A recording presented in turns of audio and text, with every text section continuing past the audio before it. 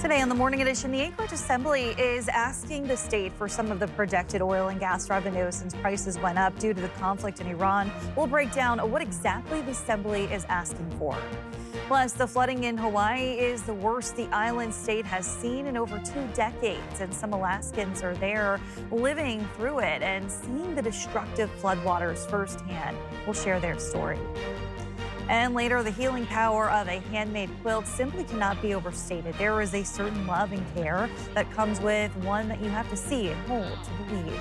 This quilters group donates their quilts to grieving children, hoping to help youth that have lost loved ones. We'll explore more as the Morning Edition starts now. Good Wednesday morning, everyone. Thanks for waking up with us today. We're still slowly coming into that warm-up, Aaron. Yeah, we're talking about potentially climbing above freezing as we head later this week on into the weekend. Of course, we continue to watch those winds across South Central, where we do have that wind advisory that remains in effect through the afternoon hours. You could see that is where we're holding on to some of the strongest winds. Max winds since midnight have been 53 miles per hour in Palmer, 28 in Kenai, 35 mile per hour winds in Talkeetna. Notice really along the Parks Highway corridor down through western parts of the Kenai is also where we're holding on to some of those gustier conditions. And then out towards Seward, we got those winds pushing near 40 miles per hour. But there is that wind, the wind advisory as you head through the lower parts of the Matanuska Valley. That is until 1 p.m. this afternoon for gusts up to 55 miles per hour. Now, these winds will also impact many areas of southeast where we're also seeing those wind advisories. As you head out towards northern parts of the Panhandle, down towards Juno, as well as Douglas Island, this is where we're going to see those wind advisory until 1 a.m. tomorrow for gusts to 55 miles per hour. And, of course, as you head out towards Skagway, we have that wind advisory until 4 p.m. this afternoon for gusts up to 55 miles per hour. So we are still seeing some of these gusty conditions, and as a result of that, we will see some wind chill concerns across South Central as we head throughout the afternoon hours. Even this morning, we're at 19 degrees in Anchorage, winds gusting to 24, making it feel more like 5 degrees outside. So there is a chill in the air, but thankfully our temperatures through the night have continued to steadily warm. In fact, the last few mornings, we have seen many areas across South Central waking up with those temperatures in the teens. Still seeing a few locations with those sub-zero values, Portage, Willow, as well as Golcana dropping around 5 below this morning, even out towards Soldotna seeing a single-digit low at 3 degrees. So we still have a few locations where we're holding on to some of those colder mornings, but overall the general trend continues to remain warm. And as we warm, avalanche concerns will continue to rise as well. We're going to stay windy through midweek, and thawing is underway across South Central. We'll have more on that in that 7-day forecast coming up. With the Anchorage municipal election less than 2 weeks away, the current Anchorage Assembly is in its home stretch. For a couple weeks now, we've been talking about rising gas prices due to conflict in the Middle East. And on Tuesday evening, the Assembly made a request to the state to get in on some of the projected oil and gas revenue. Assembly Chair Chris Constant sponsored a resolution asking for up to $30 million to set up a housing and public infrastructure fund. And it passed unanimously. In the event the state legislature heeds that request, the Muni has earmarked several sites like the old Totem Theater site or the former Cars on Gamble. The cost of putting in the off-site infrastructure goes with it. The water, the sewer, the roads, the utilities. And to develop those properties, it is a big step, and it's frankly, it's a step too far for many of them to economically develop. When we have started kind of moving out the column that says state funded, which is money from heaven that's never coming, this is like that, really. So it's not all that likely, but it could happen. The Assembly also discussed the Anchorage School District budget, and through a lot of public comment will continue to do so, though they do have to make a decision by the March 31st deadline. The special tax levy to aid ASD was endorsed several times Tuesday and is on April's ballot, along with half of the Assembly seats, so make sure to take the time to vote if you haven't already. In Juno, Thane Road remains shut down this morning after an avalanche on Tuesday. It's scheduled for reevaluation to open at 10 a.m., according to the Alaska DOT. Officials say strong ridge top winds helped trigger the slide, and those winds are expected to keep picking up, which could increase the risk of more natural avalanches.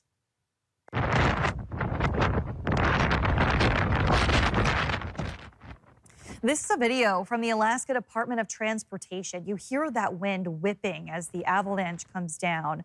This was at 11:40 on Tuesday. Officials say the strong winds are expected to intensify, and that raised the risk of a natural avalanche hitting the road. It's closed to the public for safety reasons. Historic flooding in Hawaii is now having an impact on some families here in Alaska. Our Georgina Fernandez spoke with a family of a student dealing with the extreme conditions, causing concern thousands of miles away. It's not an easy sight to see. It's super heartbreaking, honestly. Hawaii seeing its worst flooding to hit the islands in the last 2 decades. Dude, it's so bad right here. Grace Doucette, an Alaskan, capturing the historic flooding in real time via these videos. Yeah, everything's wet, muddy, stormy. As she attends university on Oahu. Oh, I never thought I would be a part of something like this severe, and honestly, I was not prepared at all. I didn't even have water. I couldn't get water because I had no power. Doucette sharing those stories with us over Zoom on Tuesday as her mom, Allison Lane, is back home in Anchorage, sharing her deep concerns with us. Right. Well, we thought the storm was behind everybody yesterday, but then Oahu on her side of the island by Manoa had major flash floods again yesterday that people were not expecting. And, you know, she graduated from UH Manoa and used to live on campus, and they were evacuating campus yesterday. And so that went through my mind. That could have been her. As Doucette shares with us her firsthand views of everything, from flash flooding on her streets to witnessing her friends like Kaipo Pacheco. I have some homeless friends that live over on the west side. They were affected as well. Having his campsite on the beach basically washed away. That's when Grayson turned to social media, posting a video, and started asking for donations. Here's everything that we got. With around $1,000 collected, she bought needed supplies, including food, bedding, and camp chairs for those impacted. I think it's important because, I mean, the homeless community, like, they don't really have that much help in general, and I'm thankful that I have a roof over my head, but they don't even have a house or a car. So the little things they do have that just got destroyed, I think they need a lot of help. With the hope that these small steps can have big waves of impact, as she hopes others will also step up to help. Georgina Fernandez, Alaska's news source. As conditions warm in the interior, the time is prime for people to adventure in the backcountry before snowmelt. With those trips come avalanche threats, but the Eastern Alaska Range Avalanche Center says the risk is down this season thanks to a new hire, saying a professional avalanche monitoring position is the first of its kind in the Eastern Alaska Range, which historically relies on user reports. Officials say donations are responsible for the new position, as well as a grant from the Alaskan Alpine Club and Explore Fairbanks. They also say partnerships with businesses like Hoodoo Brewing Company are crucial for expanding outreach and operations because the range comes with higher risk than areas such as Turnagain Pass. We don't have the resources of the Chugach Natural Forest Avalanche Center and people going Monday through Friday. 95% of our user group is there Saturday, Sunday. And so we've got this big gap that I do my best to fill, but ultimately I'm just one guy with my field partners, and the Alaska Range is huge. We're told funding for this position to be maintained is not guaranteed for next year. After former Typhoon Halong devastated western Alaska, tribal members in Kipnuk voted to leave their hometown behind and start over. More than 92% of adult members reached by phone chose relocation rather than trying to rebuild on the damaged site. Before the storm, about 700 people lived in Kipnuk. Most are still displaced in places like Anchorage and Bethel. The tribe says it's now looking at 2 new sites between Kipnuk and Chifornak, both on higher ground. Leaders say they'll share next steps when the community is ready. 2 dogs, 2 women, all best friends in a sport built on endurance and trust. Sometimes the biggest story is what happens off the trail. Rebecca Palsha spoke to veteran musher Didi Johnrow, who had 2 dogs on Mila Porcild's Iditarod team. Porcild's dog Charlie died. It's still unclear why, but the dog's final moments were spent running beside her buddy Lion. On loan from Johnrow. 3, 2, 1, go! Best friends know The trail of life isn't easy. Of course it can be fun. Like that time veteran mushers Millie Porceld and her buddy Dee Dee Jeanreau ran the ceremonial start of the Iditarod. Dee Dee's always been there, even when it's hard. Everything that's inside of the sled is just soaked. It was a hole when you come down the gorge, and I just had a really bad ankle on it. So it was really mostly me that went in. These two are all in, even sharing dogs. And she's your good friend, right? Yes. Yes. So were they were out in the... They were in her team. They are in her team. Alora and Lion. Lion, Dee Dee's dog, ran beside Millie's dog Charlie during this year's Iditarod. Side by side. It was just so sad. Until the end. You know, my heart just broke for her. We don't know why Charlie died. Tests haven't revealed what was wrong. On Facebook, Porceld wrote that Charlie's death broke her, saying the pain and grief sunk me into a black hole. I know what she had invested in the team and in each individual. I mean, shoot, they sleep in the house often. Mm-hmm. And I mean, you could feel, I felt her, you know, it's like it was happening to me. That's just how friendship works. Sharing it all, always pulling for each other. Rebecca Pulsha, Alaska's news source. Build some connections and see what's possible. Happening today, if you are looking for a job, parking is free and opportunities are wide open at Ted Stevens Anchorage International Airport, which is hosting a job fair today from 11 to 3 p.m. If you're in need of advice or looking to start a new career, be sure to head on over and check out what's available for you. Still ahead today on the Morning Edition, a student from Ketchikan died, leaving behind a hole that cannot be filled in her family, community, or school. We'll take a look at how she's being remembered. And we continue to see some gusty conditions across South Central. I'll let you know where we'll see the strongest winds, but first at sunrise, coming in at 7:44 in Anchorage, 6:44 in Juno. Your full forecast is next. Welcome back in on this Wednesday. Aaron, we are seeing that warm up you promised, but of course with the warmer temperatures comes a higher avalanche concern. What are we looking at? Yeah, despite those calm conditions that we've been seeing across South Central, which is getting more and more people outdoors, I want to bring your attention to those avalanche conditions, particularly out towards Girdwood south, towards Turnagain Pass, where it remains considerable as you head above 2,500 feet. Now, again, despite the calm weather, the snowpack zone is still dangerous. There is that potential that we could still see a 1 to 2 foot deep avalanche possible from sea level to ridge tops. We're still seeing several locations within the mountaintops or within the mountain range where we're holding on to at least a weak fast that remains buried a few feet deep. So we're still going to see those growing avalanche concerns as we continue to see this warming trend taking hold across South Central. And of course, while we are waking up this morning to those cooler conditions, particularly when you're factoring in those winds, you can see wind chills sitting in the single digits, if not some sub-zero values out towards Portage where it feels like 5 below.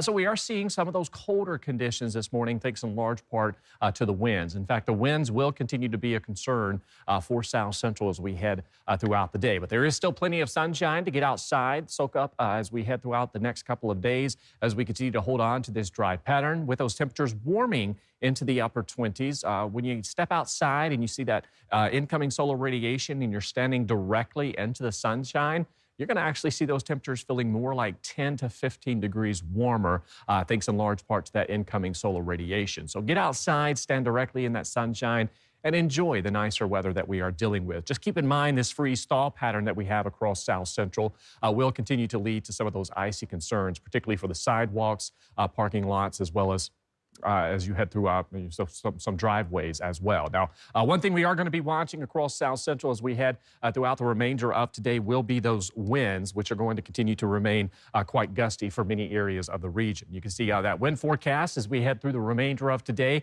really pinpointing parts of the lower Matanuska Valley. This is where we could see gusts upwards of about 50 to 55 miles per hour. Now, down through western parts of the Kenai, as well as along parts of the Parks Highway, we'll also see winds of about 20 to 40 miles per hour. But that wind advisory, that's just for lower parts of the Matanuska Valley, that is where we're going to continue to see some of those stronger winds. And while the wind advisory does expire at 1 p.m. today, we will still continue to hold on to at least some persistent winds as we head into your Thursday, but then things begin to die down as we draw our close to this week. So we'll still see some persistent gusty winds over the next couple of days. That will lead to those wind chills through the night, bottoming out below zero in some areas. So be mindful of that the next couple of days. For today, we are going to see 20s and 30s across South Central. Check out Talkeetna, 34 degrees, 35 in Seward. So some locations already beginning to climb above freezing.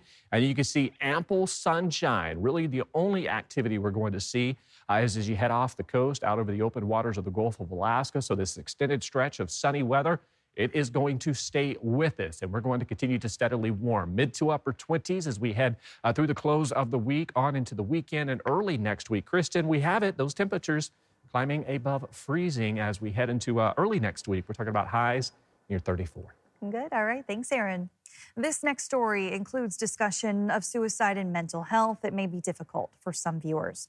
People in Ketchikan are supporting a family after the sudden death of their daughter. Jace Bertrand spoke with those who knew and loved Callie Jones the most about her impact and who she was. Callie Jones was a special player.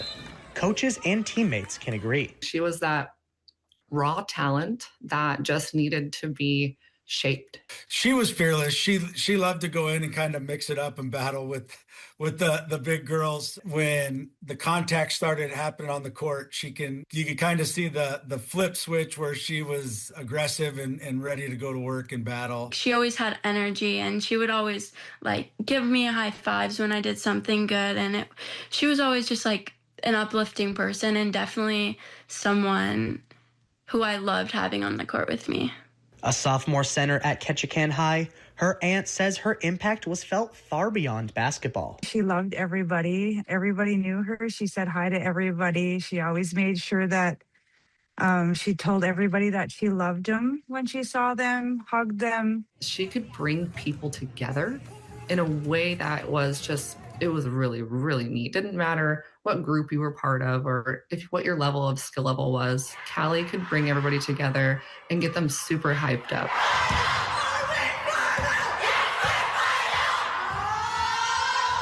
According to her family, Callie passed suddenly and unexpectedly on Sunday, leaving a community to mourn and reflect. I think Ketchikan had a huge loss. It's a tragedy. I think it's going to open up a dialogue that needs to be had about youth sports, the pressures, mental health in a small rural community. And Callie not being a part of it is awful. She'd always be there to like uplift you. People are going to remember the young lady smiling around, bouncing around with her teammates, and whether she was in the game or on the bench, just supporting and cheering. Callie's team says they'll remember the 15-year-old as a proud Haida, a leader with much love to give, undeniably gone too soon. Jace Bertrand, Alaska's news source. If you or anyone you know needs help, please remember you are not alone. Call or text 988 anytime of day or night. Help is always available. Thanks for listening to our podcast. Click subscribe so you can get the latest podcasts from Alaska's news source automatically. And stay up to date with breaking news and in-depth reporting. Available for free 24/7 with the Alaska's news source app.